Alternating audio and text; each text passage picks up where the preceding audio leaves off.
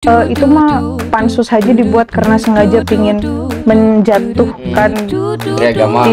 Menteri Agama. Sama nih kayak di 2014 dan 2019. Nanti kita nggak bisa bedain mana NU sama Mana PKB. PKB, ya. Nanti NU juga semakin sangat politis nantinya.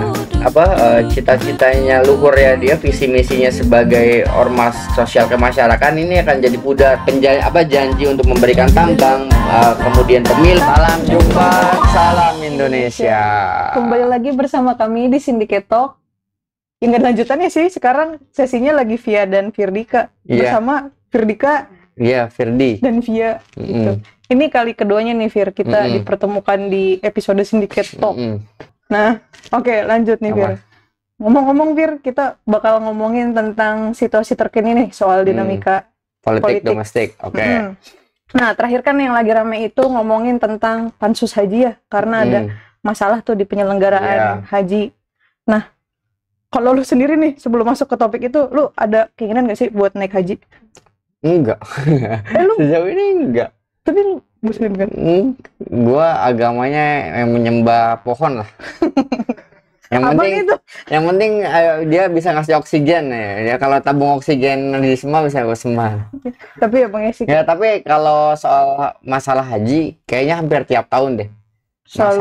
Selalu ada masalah gitu kan, kayak nggak pernah bisa belajar. Gue nggak tahu masalah spesifiknya harus gimana, tapi kayak misalnya bus yang telat itu, terus kemudian kayak pemondokannya di Arab ya, tenda-tendanya, terus juga makanan yang sering kadang telat atau semacamnya, itu menurut gue sih hampir tiap tahun ada dan kayak nggak selesai-selesai. Kayak jalan Pantura yang tiap tahun mau lebaran harus dibersihin dibangun lagi ulangnya, dicor gitu. Kayak makanan jadi kayak project aja sih.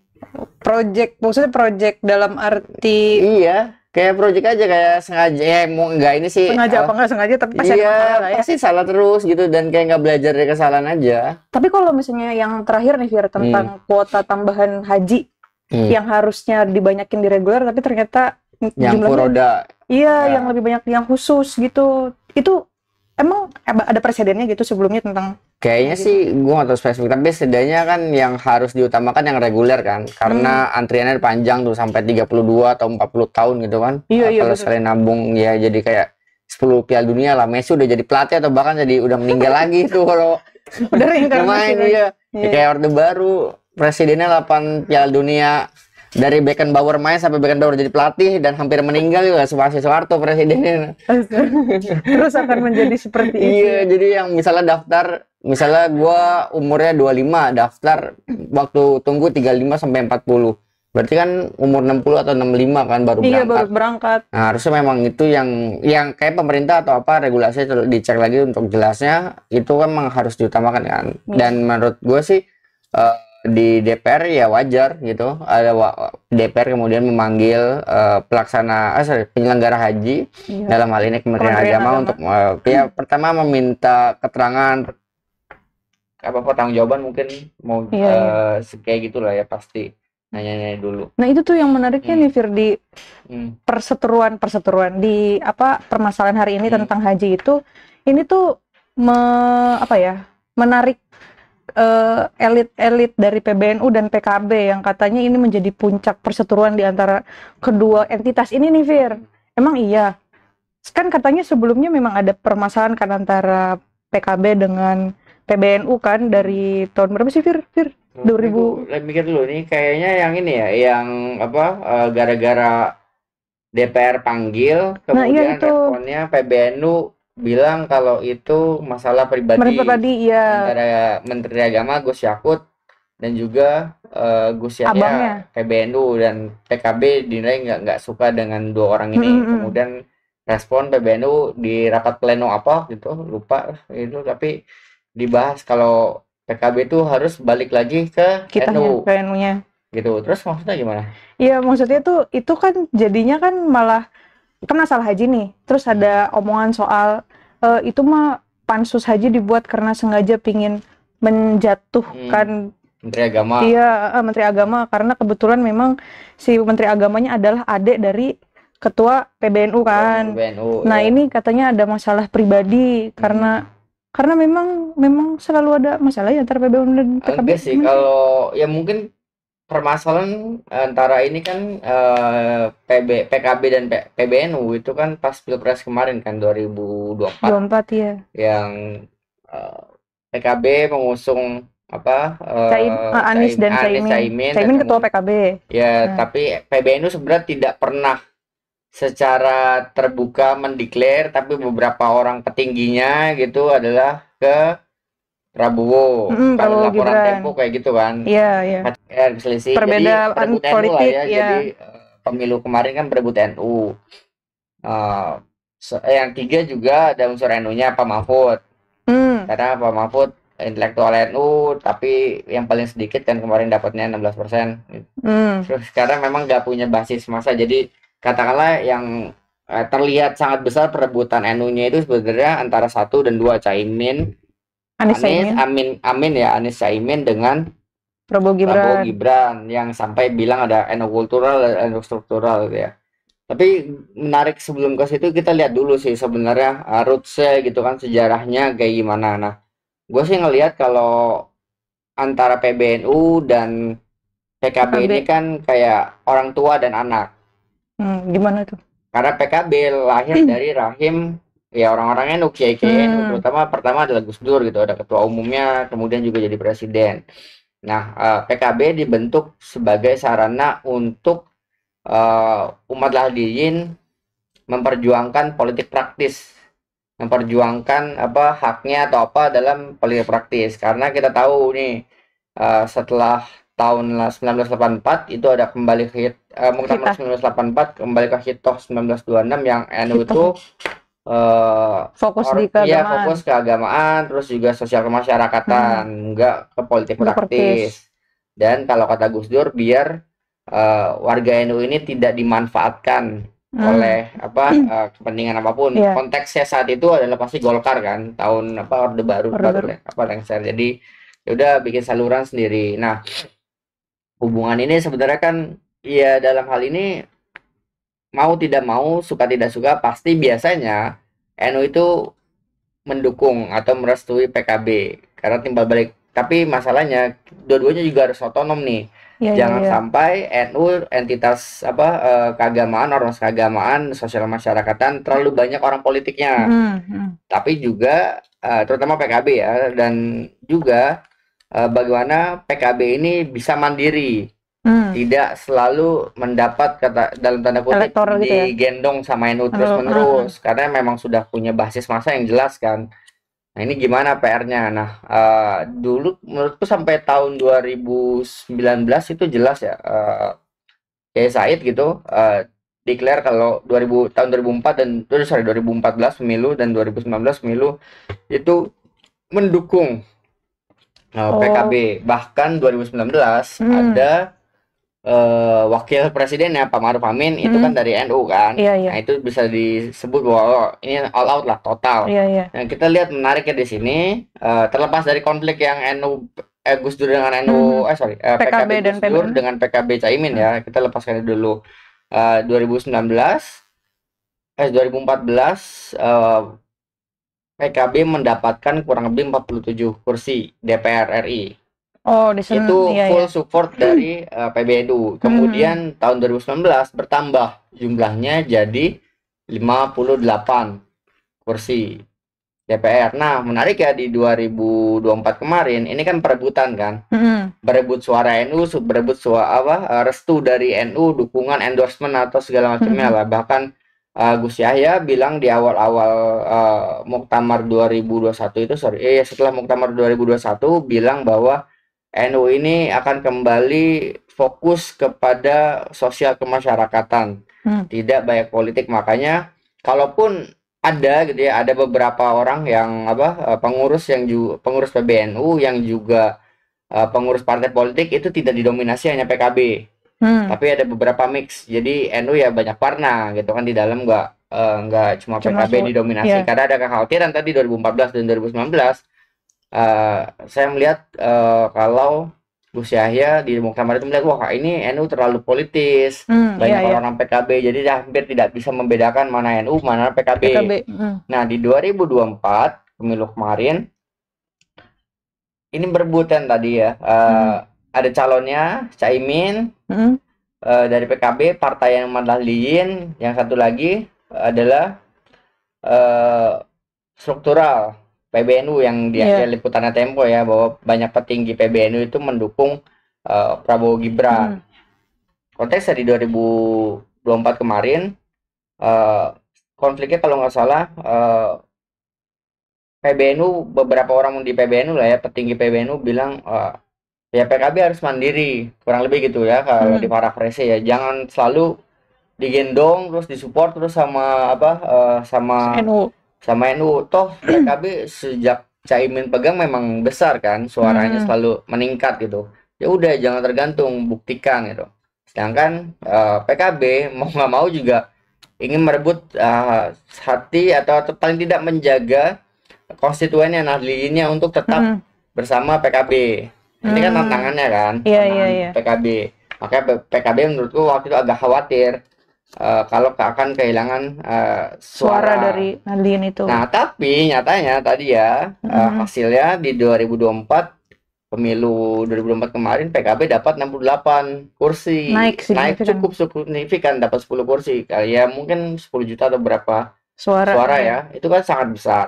Nah, menurutku di sini mestinya PKB sudah bisa mandiri, udah bisa membuktikan dengan caranya sendiri. Entah ada banyak faktor, misalnya salah satunya memanfaatkan yang sebelumnya. Enggak, mungkin karena ada Caimin, faktor Caimin jadi wapres. Itu juga bisa dibilang memengaruhi orang yang ingin memilih PKB. Yang kedua adalah suara Caimin sendiri di Pilpres. Itu juga cukup besar. Sedangkan di pihak NU kan kemudian mestinya bisa bisa dibilang harusnya berbangga juga kan kalau ternyata PKB-nya anak yang lahir dan dibesarkan dari NU kemudian bisa mandiri, bisa besar kayak gitu. Itu sebenarnya ngelihatnya harusnya dari situ. Nah, tapi kemudian kalau ada hal yang tadi friksi, kemudian bahkan bikin pansus ingin mengembalikan lagi NU ke dalam PKB, menurutku rancu. Pertama, NU nanti ini akan kesalahannya sama kayak yang di 2000, bukan kesalahan lah, kalau nggak bisa kesalahan katakanlah sama nih kayak di 2014 dan 2019. Nanti kita nggak bisa bedain mana NU sama PKB. Ya.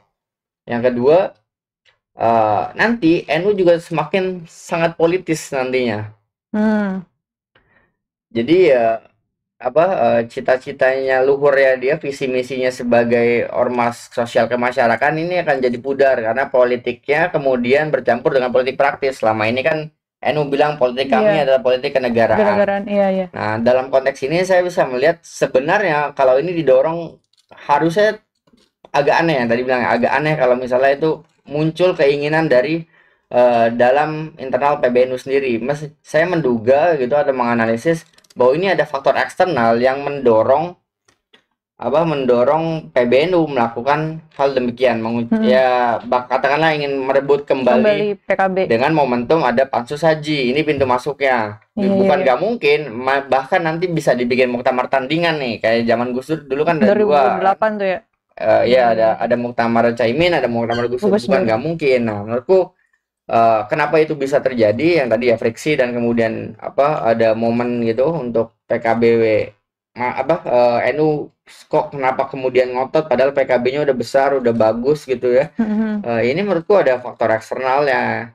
Ya, eksternalnya itu menurutku adalah kekuasaan. Kenapa? Karena tadi di 2024 pemilu banyak walaupun tidak diulang tidak tidak eksplisit gitu ya mendukung, tapi banyak petinggi PBNU mengatakan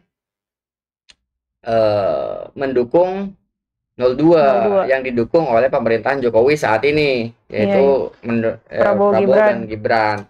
Jadi menurutku itu adalah satu inline masih, dan kita tahu, aku sih menduga kenapa kemudian mengambil ingin kembali PKB. Jadi menurutku itu kekuasaan tadi, yang buat apa sih kekuasaannya? Tentu untuk menaklukkan Islam, apa katakanlah butuh dukungan lah ya, butuh dukungan di koalisi nanti Prabowo, Iya. biar dia lebih stabil, lebih kuat gitu. Kalau kalau PKB nanti oposisi kan juga suara cukup besar Cukup ya. besar, iya. Satu buat buat katakanlah menjaga stabilitas di parlemen. Yang kedua, saya mengira bahwa eh, ada faktor eksternal ini yang butuh PKB mungkin sebagai kendaraannya, entah itu butuh jadi ketua umum, apa, iya, sorry lupa deh. Ketua umum atau Ya, Dewan Syuro. ya pemerintah gitu butuh, pemerintah dalam hal ini butuh PKB untuk dia melanjutkan dominasinya atau pengaruhnya. I see. Masuk ke situ, Fir. Gue tuh sempat mau nanyain juga gitu Apa? tadi tentang ini ada nggak sih pengaruhnya dari eksternal gitu, ada cewek-cewek dari pihak keluarga, karena memang sebelumnya gue juga Cewek-cewek siapa, Pi? Cewek-cewek. karena ini aja kecelek gue sebelumnya kan ngomongin intervensi banyak yang ngomongin cewek-cewek gitu. Nah Jadi ini yang diksi cewek-cewek itu siapa? ya itu Bapak Pak Jokowi. Pak Jokowi. Nih, soalnya gini, Fir. Jokowi mendorong karena Belum. partai. Makanya gue enggak nih. Makanya gue pengen ngobrol ini sama lu kan. Gue juga sempat baca berita tuh. Katanya sebenarnya ini berkaitan sama pansus haji yang sempat lu ini sebut tadi sebagai pintu masuk untuk mengkooptasi PKB lah gitu.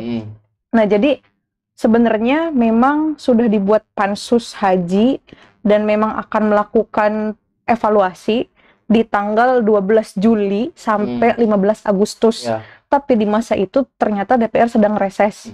Padahal Cak Imin sebagai ketua tim pansus itu memang mendorong untuk melakukan evaluasi dan segala macamnya gitu. Wajar lah, Tapi check and balances lah ya.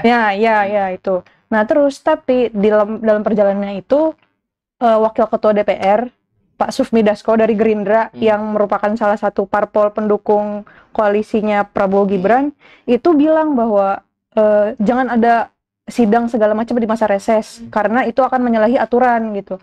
Padahal sebelumnya itu pernah terjadi ini, Fir, di masa reses tuh ada sidang pengesahan RUU Mahkamah Konstitusi gitu.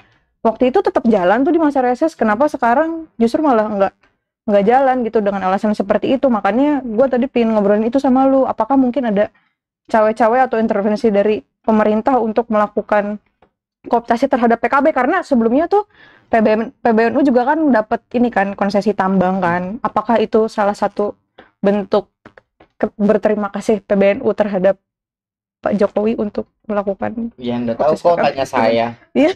Ya nggak tahu kok tanya saya. Gimana? Gini Fir, kan tambang tuh baru menerima ini kan apa izin tambang. Nah terus habis itu setelah itu nggak lama ada pansus yang dibikin oleh PBNU untuk kalau alur analisis atau interpretasi ke sana juga mungkin aja karena dalam kalau tadi pertama itu soal sidang sebenarnya memang aturannya kan nggak boleh kan, nggak boleh ada sidang saat reses mereka anggota DPR itu harus ke dapil menyerap aspirasi atau segala macam lah ya. Yang kedua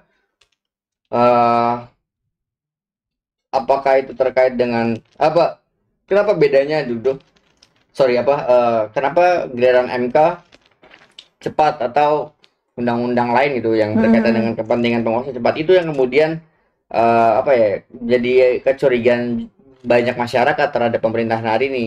Karena dengan ada presiden yang seperti itu, udah pasti kalau agendanya untuk kepentingan penguasa, pasti mereka akan melakukan dengan hal cepat, bahkan menabrak aturan. Sedangkan giliran yang bertentangan atau yang nggak ada pengaruhnya lah, kalau nggak bertentangan minimal nggak dapat apa-apa penguasa gitu, itu enggak, itu bisa jadi aja, bisa juga gitu, maksudnya analisnya seperti itu.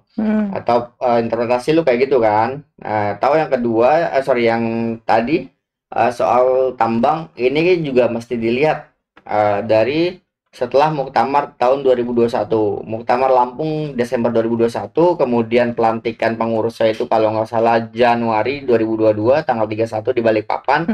Jokowi bilang kan saya akan kasih tambang untuk NU yang besar dong, masa NU buat NU yang kecil segala Oh, itu macam udah gitu. lama ya Itu dari 2021. 31 Januari 2021. 2022 Oh, di Balikpapan, ya kurang lebih sebulan setelah Muktamar Muktamar. Lampung tahun 2021 Desember. Nah, kemudian dengan apa membacanya, setelah Jokowi ngomong seperti itu, ada dijanjikan tambang, kemudian apa banyak yang diminta untuk menjadi apa pendukung pemerintahan gitu ya, tahun apa sorry banyak yang mendukung calon dari pemerintah, dalam hal ini Prabowo Gibran Mm-mm. di pemilu 2024, karena ya kalau bukan Prabowo Gibran mungkin aja ya membacanya kayak publik ya nggak akan dapat nih tambangnya. Nah, Mm. makanya setelah itu kemudian adalah mendapatkan konsesi tambang di kemarin di Mei atau Juni ya. Juni sih ingat Ya, gue. ya bulan-bulan itu NU mendapatkan tambang, bisa juga dianalisis seperti itu. Jadi kayak ada tidak ada makan siang gratis kan, bahkan pada Prabowo Gibran aja 7.500 katanya. Energen dong, kita beli energen. Iya, Energen satu Ya, saset. makanya energen iklan dong di sini. Dia bakal takut nanti brandnya turun gara-gara kita ngomongin politik. Terjadi nggak laku Energen. Ya udah, terus. Ya, jadi bisa dilihat bahwa bisa dianalisis dan dibaca demikian bahwa tambang janji untuk memberikan tambang, kemudian pemilu, dan kemudian setelah pemilu ada tambang dengan tadi ya, banyak laporan lah ya, Tempo salah satunya yang bilang yang memberitakan bahwa banyak pengurus NU yang harus mendukung 02 gitu. Itu membuktikan bahwa ini adalah satu alur dari Rangkaian yang tadi. kejadian yang tadi. Jadi ya saya gue juga pernah nulis di apa Iya, yang jadi masalah itu ya. di bulan Juni atau Juli ya, lupa tanggalnya ya. Yang lebih ditetar sama PBNU ya. Iya, Coba di-spill, itu Fir.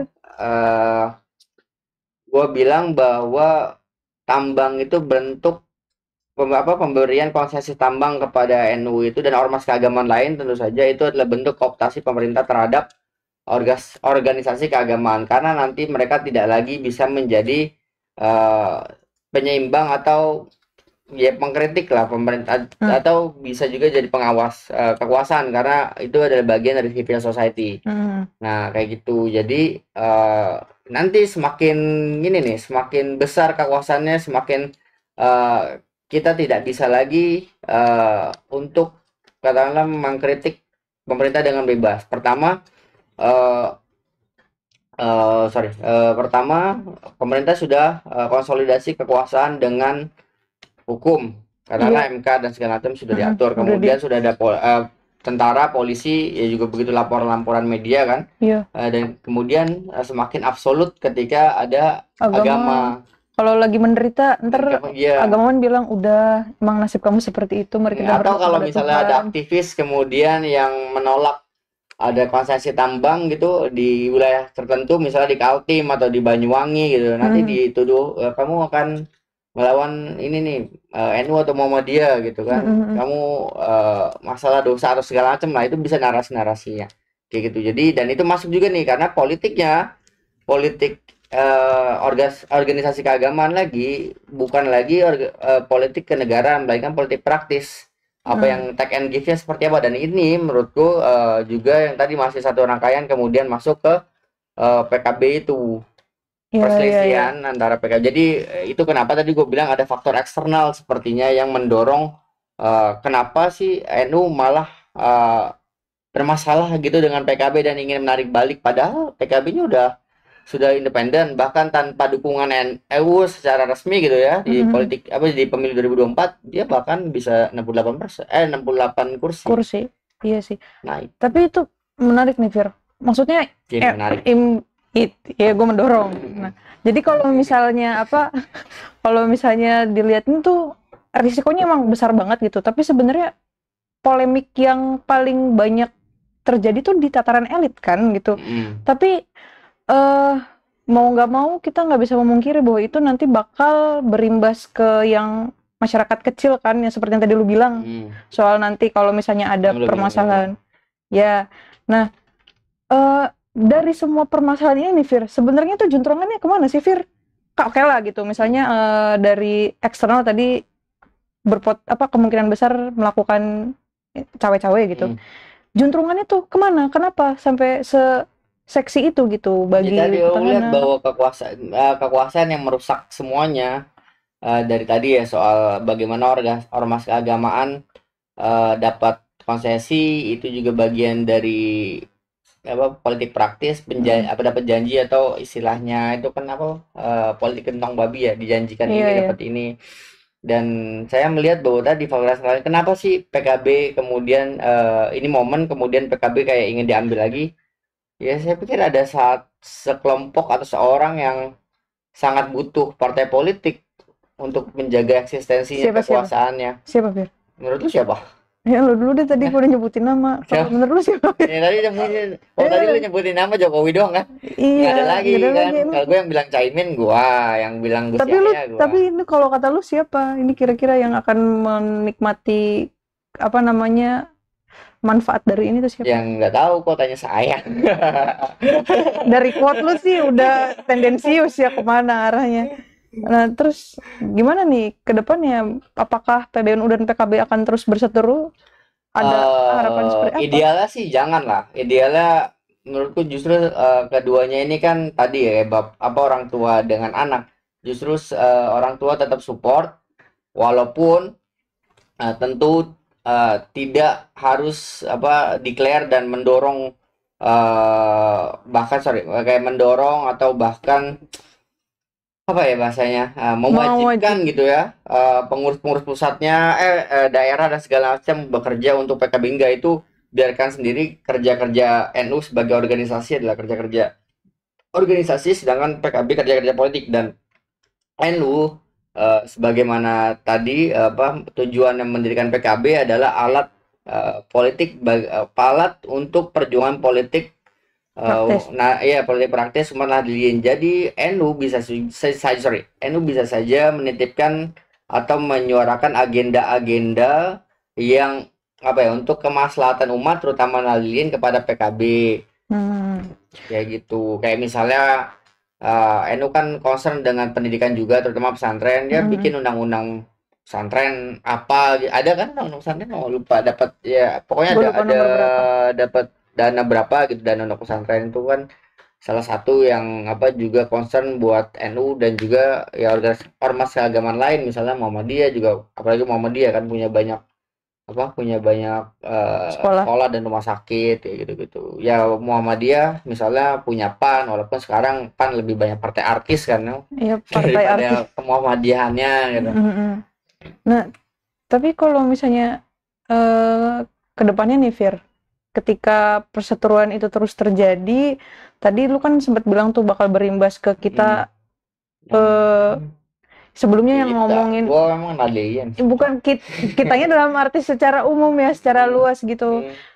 Kalau misalnya nih si apa sih organisasi keagamaan ini kemudian dimanfaatkan oleh penguasa gitu, gue balik lagi ke situ, Kooptasi. ya dikooptasi gitu. Nah terus tuh nanti ya lu gimana ya Indonesia, nggak tahu nih, gue mau bahas tapi gue langsung agak pesimistis gitu loh ngeliatnya gitu. Ya nggak ada masalah. Nggak gimana, karena Nggak dimanipulasi. ada masalah pun sebenarnya sebuah masalah. Iya itu jadi masalah juga. Ya terus gimana, Fir, kalau kayak gitu? Ya buat masyarakat ini bisa dilihat sih, ini pelajaran gitu kalau ternyata kekuasaan sebegitu apa ya mengerikan dan menjadi candu banget, bahkan menabrak segalanya, bahkan termasuk untuk aku mau jadi kaget. Jadi ya Udah 30 menit. ya jadi apa tadi lu bilang Pi, Iya gimana ke depannya? ke depannya ya ini menjadi tantangan berat gitu, misalnya buat masyarakat terutama civil society-nya, bagaimana bisa untuk menjaga kritisisme, bisa menjadi watchdog bagi pemerintah. Karena sebenarnya yang dirugikan yang tadi ini masyarakat biasa. Biasanya kan kita masyarakat Indonesia terutamanya punya sandaran dan value dan moral-moral itu moral-moral agama kan. Tapi bagaimana kemudian agamanya sudah organisasi keagamaan bahkan sudah campur aduk dengan politik praktis gitu, yang taunya kalah menang untung rugi. Dan kita tahu yang diuntungkan dan dimenangkan Ya penguasa yang Penguasa. dirugikan ya adalah rakyat ya. Iya betul. Ya kalau kita sih cuma apa ya, kalau masyarakat ya cuma bisa berharap berorganisasi dan melawan kan, mendidik rakyat dengan pergerakan, mendidik penguasa dengan perlawanan. Itu quotes siapa? Itu quotes siapa? Nah, ngomong-ngomong, gue pengen nanya satu lagi sih, Apa? Vin. Ini kan tadi ngomongin intervensi parpol gitu Hmm, kan. Ini terakhir deh. hmm. Sebenarnya hal kayak gini tuh sesuatu hal yang lazim nggak sih dalam suatu kekuasaan gitu, suatu rezim? Harusnya enggak, tapi kemudian di Indonesia menjadi lazim karena setiap partai yang berkuasa, setiap penguasa pasti ingin punya dukungan dari partai politik agar pemerintahnya stabil. Dan hampir tiap presiden pasti kayak gitu. SBY juga dulu kan mengintervensi PKB, ada pecah, Hmm. Caimin, dan kemudian Jokowi dulu di periode pertama kalau nggak salah Golkar itu ada Agung Laksono dengan yang Oh iya Abu iya. Rizal Bakri atau Rizal segala Bakri. macam, dan itu kan juga jelas kemudian Jokowi dukungnya siapa, dan kemudian nanti Golkar pindah. Dan ini apa ya, ini agak unik sih. Kenapa? Karena kita sistem presidensial tapi multi partai. Tapi multi partai juga kayaknya nggak multi partai juga nggak sih? Iya Kayak sih, iya ya gitulah iya iya pokoknya pokoknya. gitu. Jadi Ini ya untuk PKB tetap konsisten, tetap berjuang, begitu juga buat NU di jalurnya masing-masing. Kan mereka sudah punya rambu-rambu dan batasannya. Dan tujuannya lagi-lagi kan bukan, ya berharap gitu, bukan cuman untuk entah elit PKB atau entah elit PBNU, melainkan hmm, juga nahdlin yang kalau orang banyak ngeklaim kan jumlahnya 90 100 juta gitu. Nggak tahu iya lah, iya jadi iya. kayak hantu gitu banyak ya. Iya Itu lagi. yang intangible gitu. Iya lagi. Kita nggak tahu Hmm, nggak gitu. gitu. Di Ya, wajah eh, demokrasi di Indonesia. rusak kan. Iya. Kita Gara-gara presidennya PI. apa kita lanjutin kerusakan ini? Terima Oke, Bu kasih. Bia. Ya oke, Fir. Terima kasih teman-teman sudah mengikuti episode Syndicate Talk bersama Firdi dan Via. Kurang lebihnya mohon maaf ya. Gue kepancing lagi sama lu, Fir. Ya, apa? Enggak Bagus lu nyebutin dong. nama. Lu sebenarnya penyebut juga karena Nah, eh, ada. ya udah. Sampai jumpa di episode selanjutnya. Sampai Sampai jumpa. jumpa. Salam Salam Indonesia. Indonesia.